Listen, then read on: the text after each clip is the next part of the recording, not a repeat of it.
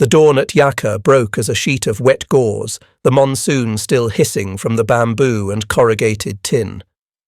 A line of boys in patched khaki, Shinji among them, 17 and hollow with weeks of cave air, stood bare to the waist before a scaffold of pipe and nozzles. An American corporal with a red forelock crouched to the burner unit, thumbed the fuel lever open, and the thing coughed like an animal brought back to life. A pilot flame blinked. A deeper growl settled into the manifold. 2 minutes each, a calm female voice called in practiced Japanese. Soap, rinse, move along. She wore U.S. Army insignia and the intelligence badge, a Nisei linguist, polite but official, the kind of courtesy that would have felt like a trick in the ridges south of Shuri. Shinji waited for the lash that never came. Instead, a towel was pressed into his hand, and a sliver of tan soap slid across his palm as if this were a school locker room, not a prisoner cage. The water hit, hot, not scalding, beating a drumline on his crown. The smell was new, oil and metal warming into something like clean bread. He flinched, then leaned in, eyes closed, breath hitching at the extravagance of it. Somewhere behind the rigs, the corporal, CPL Walter McKenna, according to the name tape, checked a gauge with his pencil eraser, muttered PS eyes holding, and scribbled a notation that meant nothing to prisoners and everything to him. What would have shocked any teenager drilled to believe American softness was a lie was the routine. Not kindness in a single officer, not a good day in bad weather. Procedure. Geneva rules spoken with the efficiency of a schedule board. When the line faltered, the linguist, Sergeant Aiko Tanaka, clipped a sentence that restored order without raising her voice. The boys moved like a chassis on a line. 2 minutes per head, a turn, another hiss of heat. Shinji thought of the last time water touched him with purpose, a cold trickle in limestone, his ribs blue and teeth livid with hunger. These pipes gave the lie to sermons about a decadent enemy. The enemy, it turned out, could waste heat on prisoners and still have enough to fight. Steam feathered up into the morning, and with it rose something he had no word for, doubt threaded with relief. He stepped out, towel stiff with unfamiliar soap, and the corporal shut one valve and opened another, a slick choreography that suggested this would happen again tomorrow and the day after. The monsoon hissed. The burner hummed. Somewhere a supply truck backfired, and Shinji felt the ground of his lessons tilt a few degrees toward an unthinkable conclusion. Corporal Walter Red McKenna liked machines that told him the truth. The bath unit did that, gave back exactly what he fed it. He ran a finger along the manifold seam, slick with condensation, counted 24 showerheads with an old pipe fitter's tick, then checked the fuel drawer against yesterday's log.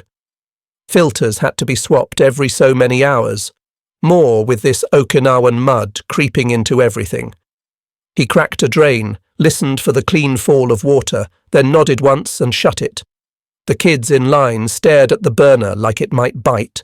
Red respected their nerves. He'd seen what caves and artillery do to your ears.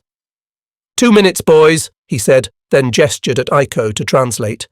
She did, adding something in the island dialect that made the first boy's shoulders unlock. Abundance, he'd decided, wasn't a feeling. It was a habit. The quartermaster manuals, pages he could quote like psalms, treated hot water the way artillery treated fuses, by the number. Throughput in men per hour, gallons per head, BTUs added to a column of water per minute of burn, soap issue by weight per week, exchanged with towels on a cycle as natural as réveillé. It would have seemed comic if it weren't so deadly serious. A war fought in part by plumbers with clipboards, the K-ration cartons stacked by the door, biscuits, a chocolate disc, cheese spread, powder that turned to coffee, were more arithmetic than food. Late war packs ran roughly 2,800 calories a day. Red didn't need the figure to know they filled a hollow you could see from 6 feet away. Aiko slid between two teenagers, referee without force. Fresh towel, she said softly, then in English to Red, no trouble, just pride. He shrugged. Pride's fine. Pride stands left, next man showers. She managed a tight smile, then returned to the duty that would have been invisible to most, translating not just words, but the idea that rules here existed to keep them whole. Behind them, the boiler coughed and settled back into its song. Shinji came off the line damp and blinking at the abrupt return of wind. Red offered a fresh bar. Next time, scrub the feet. And the boy bowed too low, then corrected, catching himself in the new choreography. Red logged the run and capped his pencil. Abundance, he thought again, wasn't just having enough. It was promising tomorrow without lying. He closed the valve, felt the manifold's residual warmth under his palm, and heard in it the steady heartbeat of a system that fought with mercy like other armies fought with fire. The rain thinned to strings and then to nothing. A sergeant with a leather folder read out names while trucks idled in a soft diesel breath. Okinawa to Oahu to the mainland, the roster said. Honolulu first, then beyond. Aiko carried a stack of forms and a fountain pen that never seemed to run dry.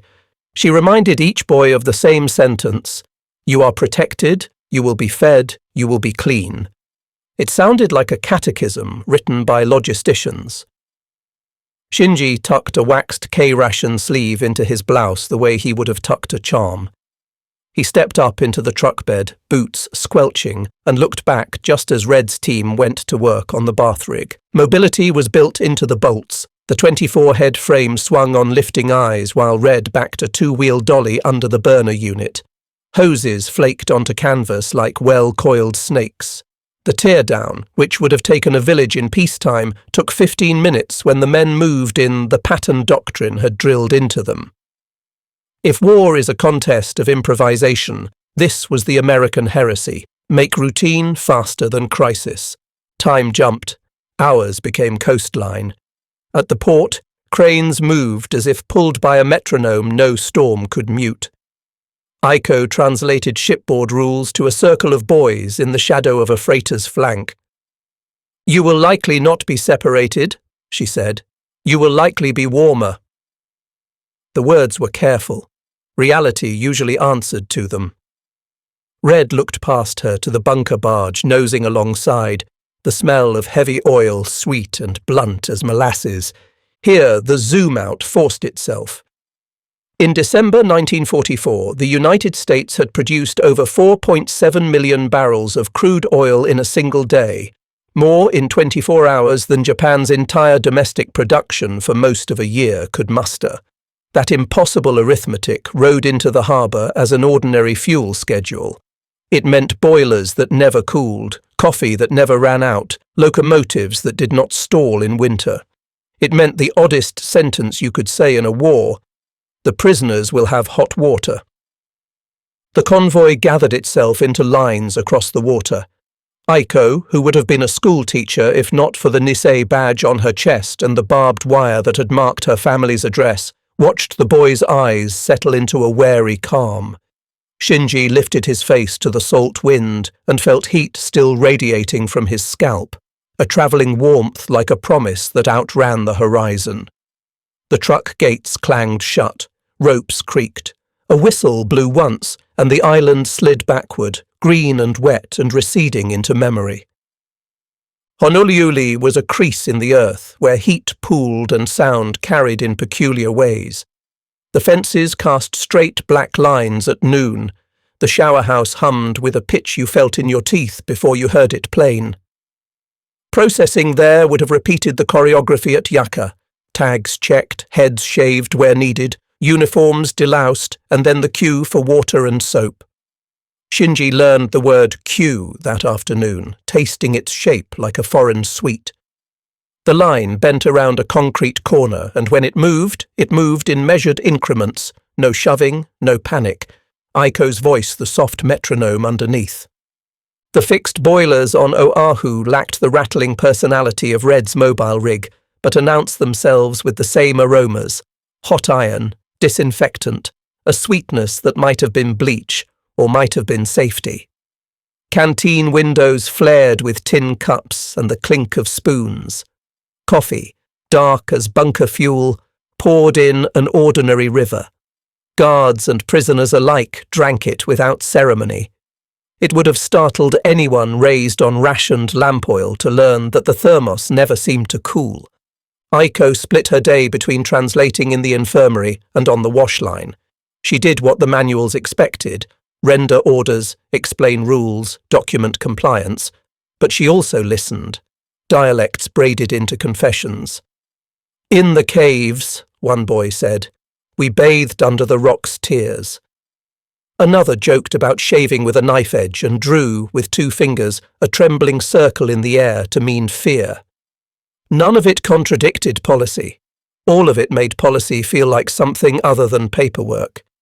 The military police kept their distance, neither cruel nor familiar.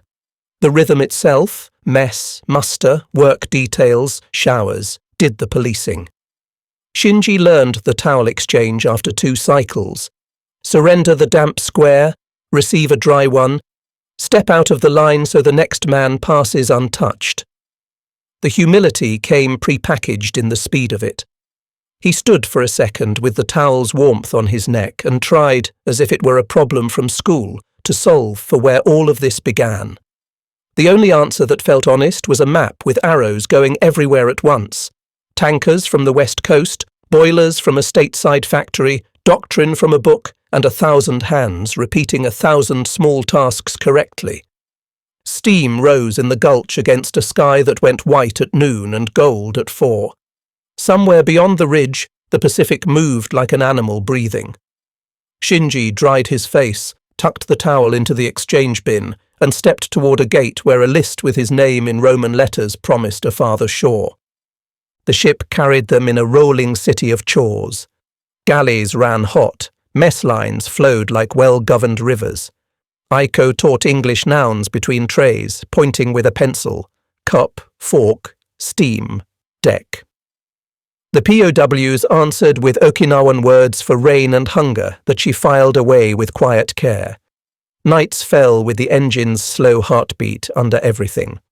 In the midwatch, Shinji woke to the smell of coffee and biscuits and wondered how you could have a midnight where food turned up like a polite guest. San Francisco appeared as a geometry of fog and the red skein of a bridge he did not yet know by name. August air tasted like cold iron. The first lesson ashore was the thermostat. Berthing spaces hissed into warmth with the twist of a dial, and the American guard who demonstrated it did so as if explaining a hinge, not a miracle.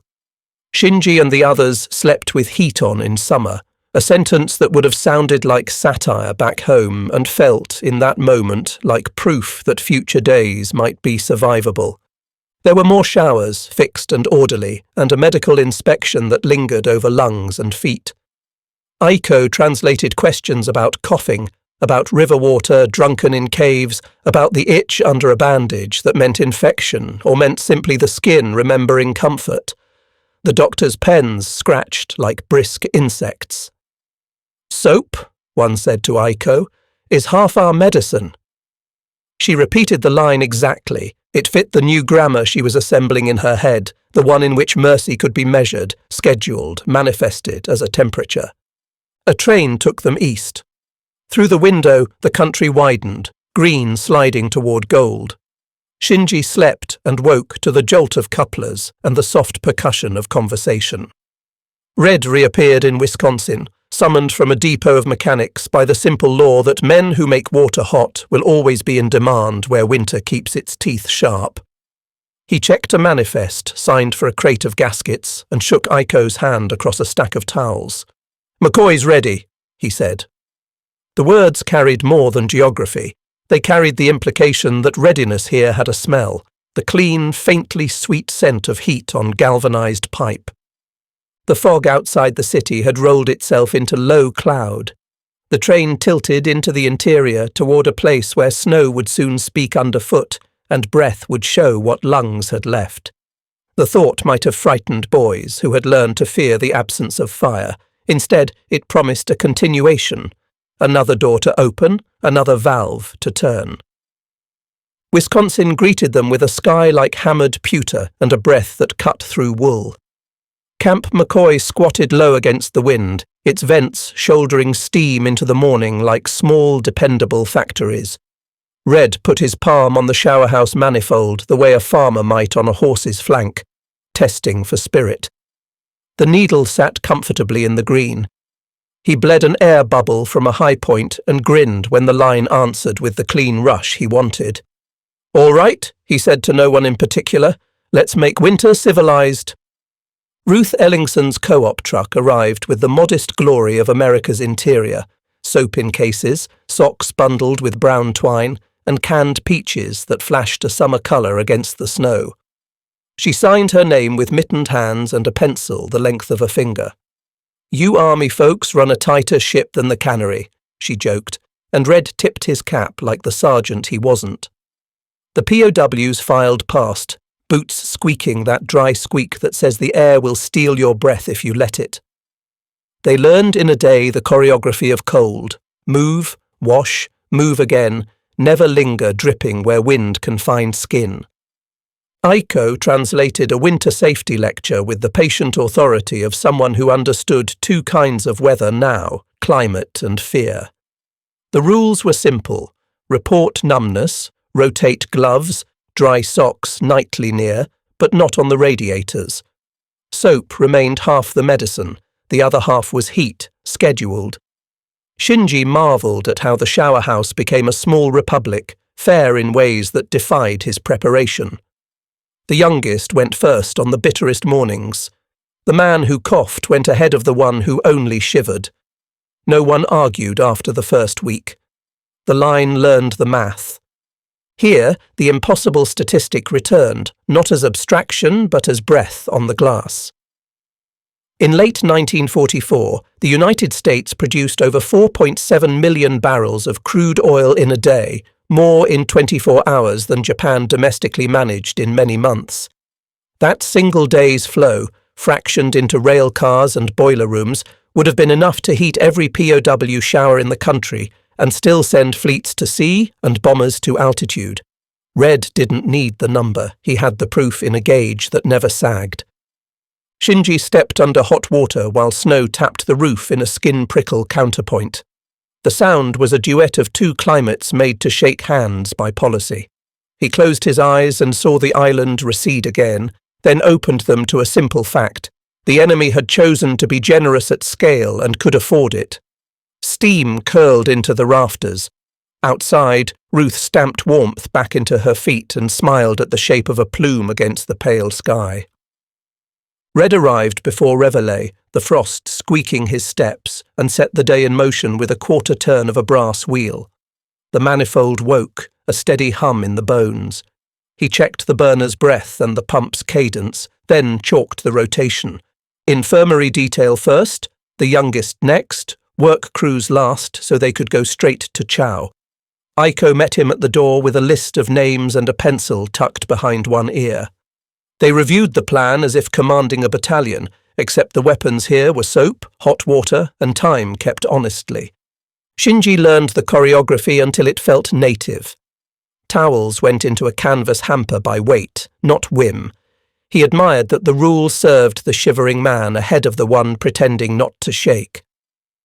Aiko brokered a small quarrel over queue jumping by pointing, not scolding. When the schedule is sacred, the voice can be gentle. Red swapped a clogged nozzle and explained, through Aiko, why pressure mattered. Even a teenager could hear the logic in the cleaner beat of water on tile. The room smelled of metal, warmed just shy of sweet, with a top note of soap that had become, to these boys, the scent of dignity. Ruth timed her co-op deliveries to the Army's pulse: Thursday fuel trucks, Friday soap, Saturday socks. She had a farmer's instinct for winter and a quartermaster's love of a ledger. "You'd win any blizzard," she told Red, and he grinned, quoting a manual about preventive maintenance as if it were scripture. The words were homely, but their consequence was not. Clean bodies resisted disease. Disease did not ride the train to work details. Work details kept minds from collapsing inward. The line was warfare by other means, aimed at restoring human shape where caves and hunger had bent it. Shinji noticed the hours changing inside him. The terror that had once arrived without appointment now circled the camp and failed to find a door. He could set his breath by the rhythm of the day. The shower house, its pipework wrapped in lagging like a body spared from chill, became a small republic that did not ask him to disown his past, to be decent in the present.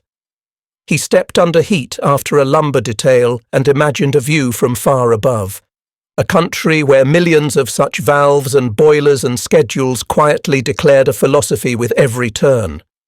He dried his hair, handed over the towel, and saw Aiko at the doorway making a note that was less about rules than about keeping boys whole. He felt ready to ask the question behind every routine: what kind of nation can afford to make mercy the plan? The room smelled of chalk and wool. On one wall, a green board ran from edge to edge, crowded with curves that climbed like well-fed vines. A captain from the service command handed Aiko a sheaf of figures and asked her to render them in plain language for POW teachers. She stood beside the chalkboard, careful with each numeral, and spoke a grammar in which supplies behaved like units in the field. Fuel conquers distance, calories conquer fatigue, hot water conquers disease. The men listened because the proof was already living in their skin.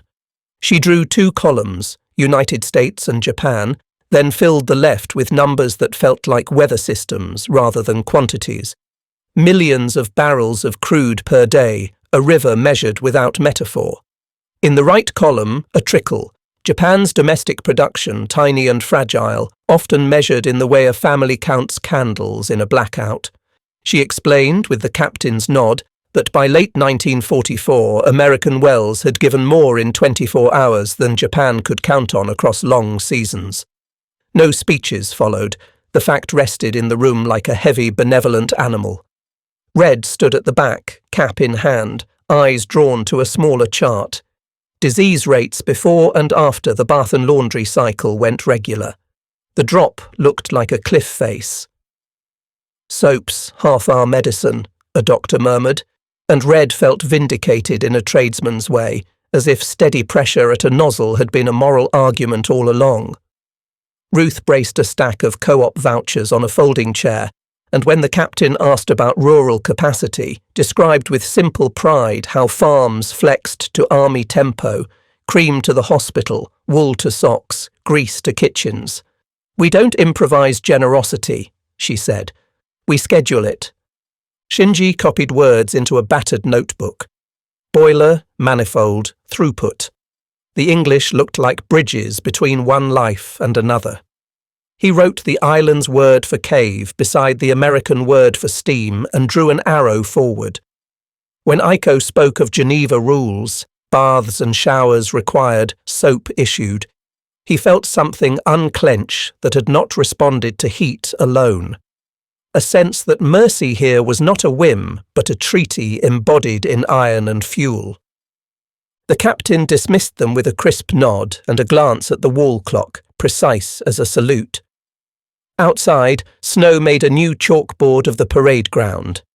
Aiko and Red walked the long way back to the boiler room, talking about gaskets and grammar.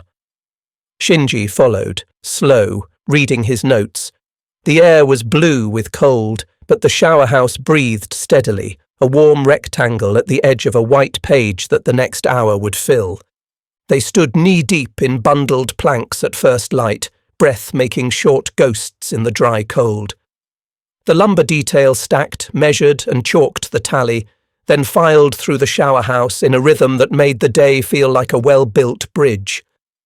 Shinji worked until his palms stung clean, then stepped under heat and watched resin slip from his fingers like amber turning young again. Aiko's voice floated at intervals, corrections, courtesies, a rumour that the winter would break early. Red tuned the burner by ear, the way a musician rests a note in a room. Ruth arrived with boot liners and a grin, snow powdering the hem of her coat. "We've got peaches again," she said, and the word felt like summer sneaking in under the door. She signed for a crate of soap with mittens off, fingers red with the necessary indignity of ink on cold hands. The day's abundance unfolded in small, unremarkable miracles.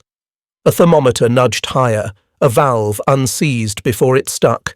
A boy you might have feared yesterday now laughing at a mispronounced English word for towel.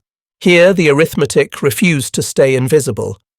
At the co-op, a single rail car of heating fuel rolled west each week. At the refinery that fed it, oil flowed in hourly pulses that would have swallowed the island's annual hope.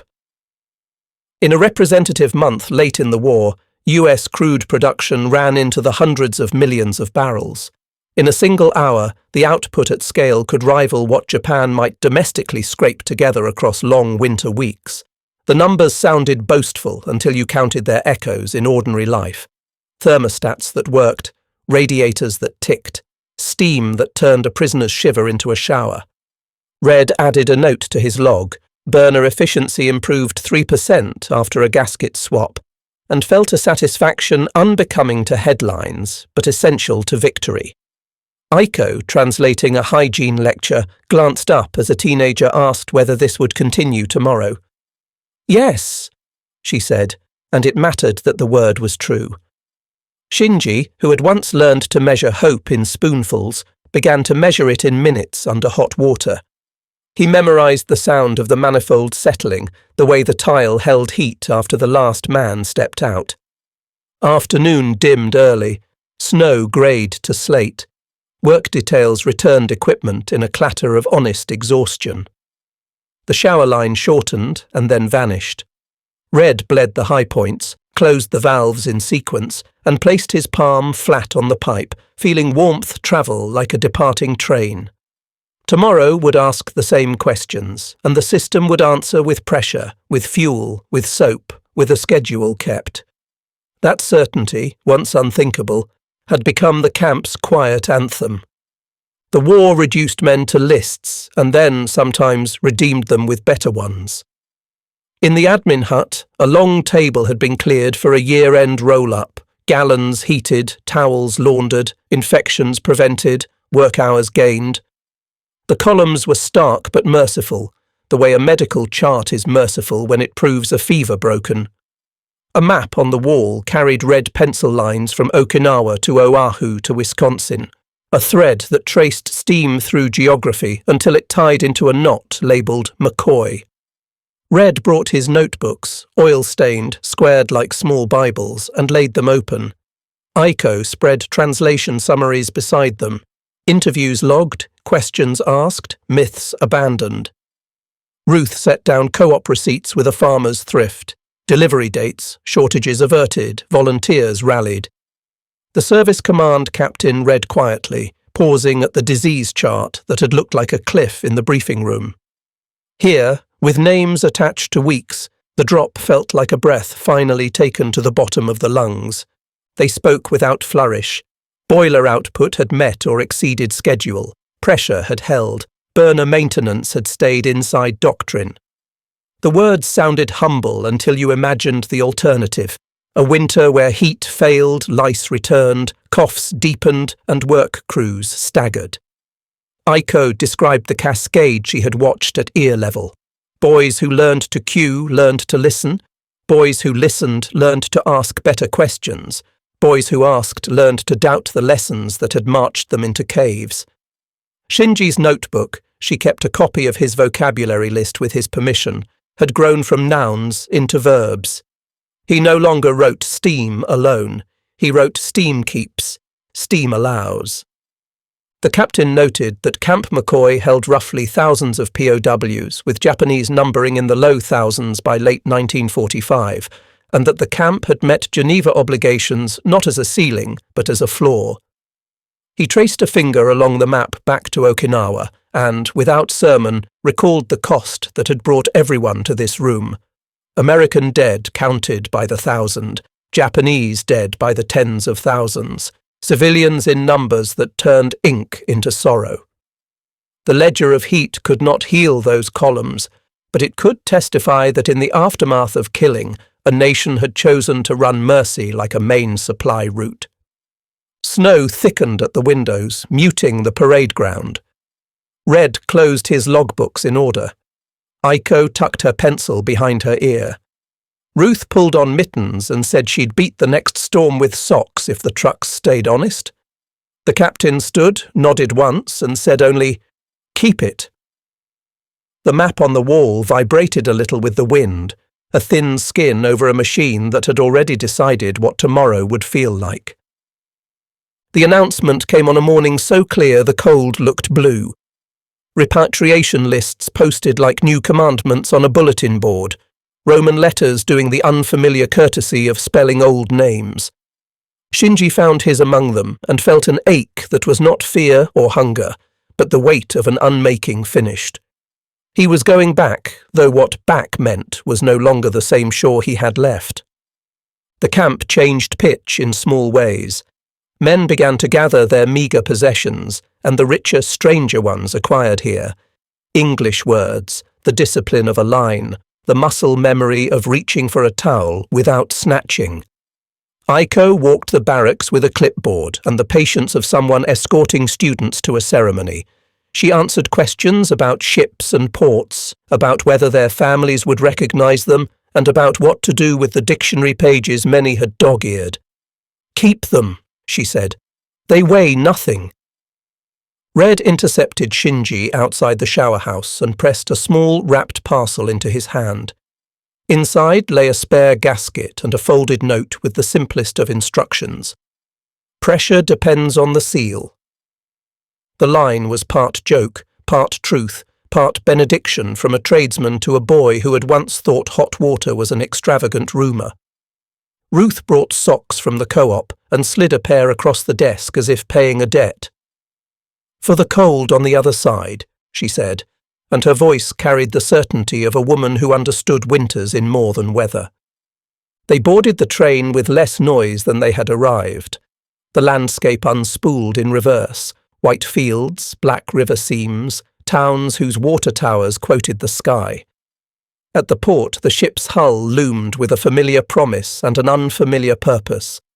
The galley line moved with the same calm. The coffee behaved as though it had never learned the word empty. Shinji stood at the rail at dusk and watched the horizon turn into a thin steel line. He considered the last months and saw, unexpectedly, not a prison, but a grammar learned late and well. Rules that made men safer, schedules that made promises real, heat that made mercy felt. Aiko found him there, handed him a small notebook copied from his own, English on one side, the island tongue on the other, and said, "You will teach." He bowed with the awkward grace Camp McCoy had softened. As the ship nudged free, the wake curled like steam on winter air. The shore grew smaller without cruelty. Ahead lay a coast that would demand explanations. Behind lay a valve turning, clicking to closed, until the next morning asked it to open again. History prefers trumpets, but victory often hums like a boiler behind a wall. After the war, the records settled into archives, service command circulars, quartermaster manuals, camp logs with columns that never raised their voices. Anyone who cared to look could trace how an army fought with the moral geometry of hot showers run on schedule. Geneva obligations had not been a ceiling. In practice, they were a baseline from which a democracy demonstrated confidence by generosity. The impossible numbers remain, immune to rhetoric. In the late war months, the United States drew crude oil in daily torrents that dwarfed Japan's domestic capacity across seasons. A single American month of production ran into figures that turned enemy arithmetic into a footnote. The fractions that reached POW camps still translated into heat without fail.